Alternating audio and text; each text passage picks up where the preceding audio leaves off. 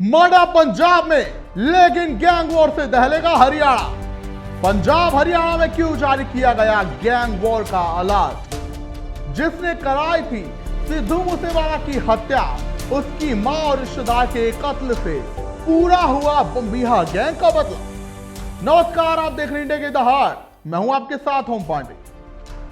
पंजाब के बटाला में बीते बुधवार को गैंगस्टर जग्गू भगवानपुरिया के करीबी करणवीर सिंह और मां हरजीत कौर की हत्या के बाद गैंग वॉर का खतरा मंडरा रहा है। गौर करें कि वही गैंगस्टर जग्गू है जिसका सिद्धू मूसेवाला हत्याकांड में भी नाम आया था। इस हत्या की जिम्मेदारी बम्बीहा गैंग ने सोशल मीडिया पर एक शेयर करके दी। इसमें कहा गया कि हमने अपने भाई गोरे बरियाड़ की हत्या का बदला लिया।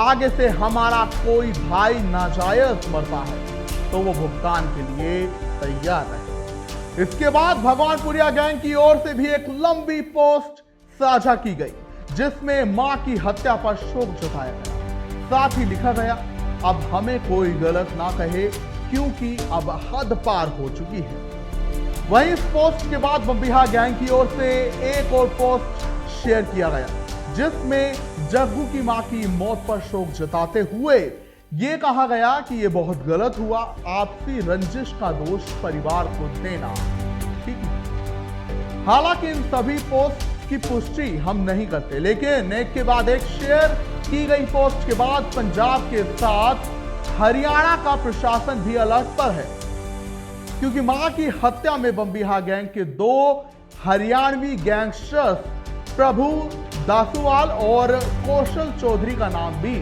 सामने आया है। प्रशासन को अंदेशा है कि दोनों गैंग्स के बीच कभी भी गैंग वॉर हो सकता है। जगदीप सिंह उर्फ जग्गू भगवानपुरिया गुरदासपुर के गांव भगवानपुर का रहने वाला है। उसके नाम पर आज हत्या, रंगदारी, हथियार तस्करी, नशा कारोबार और गैंग वॉर जैसे 128 मामले दर्ज हैं। वो एक कबड्डी खिलाड़ी था। 2012 में अपराध की दुनिया में कदम रखने के बाद जग्गू गैंगस्टर सेलिब्रिटी के रूप में उभरा। उसने सोशल मीडिया पर खुद को रॉबिन हुड की छवि में पेश किया। वहीं आपकी जानकारी के लिए बता दें कि किशोरावस्था में जग्गू ने पहला अपराध किया। जग्गू भगवानपुरिया ने किशोरावस्था में ही अपराध की दुनिया में कदम रख दिया था।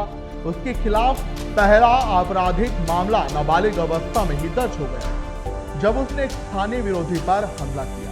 इसके बाद उसने अपना एक स्थायी गैंग खड़ा किया जिसमें स्थानीय बेरोजगार युवाओं, कबड्डी खिलाड़ियों और अपराधी मानसिकता के लड़कों को शामिल किया गया और ऐसे ही लड़के गैंगस्टर बनने के लिए उपयुक्त भी हो गए। भगवानपुरिया गैंग के पास कितने शूटर्स हैं इसकी पूरी जानकारी किसी रिकॉर्ड में नहीं है, लेकिन उसके विश्वसनीय शूटर्स की गिनती तकरीबन 50 है, जिनमें कुछ का नाम बड़ी हत्याओं में भी आया है।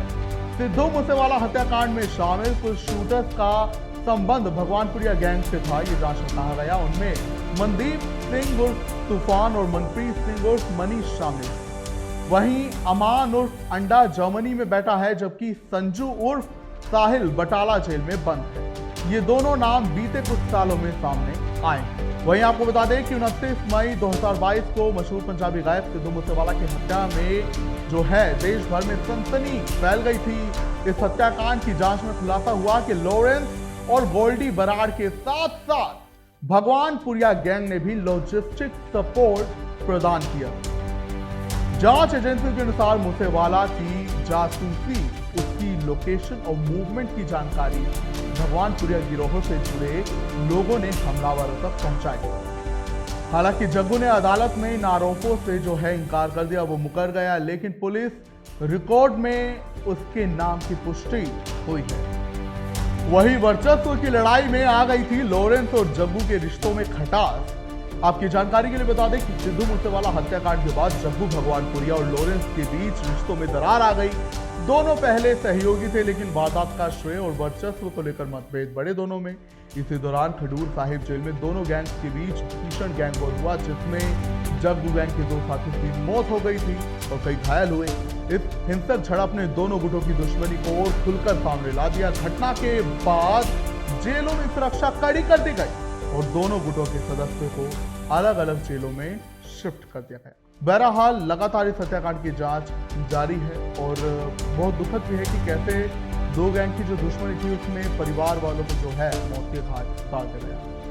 इस हत्याकांड पर आप क्या कुछ कहेंगे हमें जरूर बताएं। अब मैं चाहूंगा देखते रहने की तरह।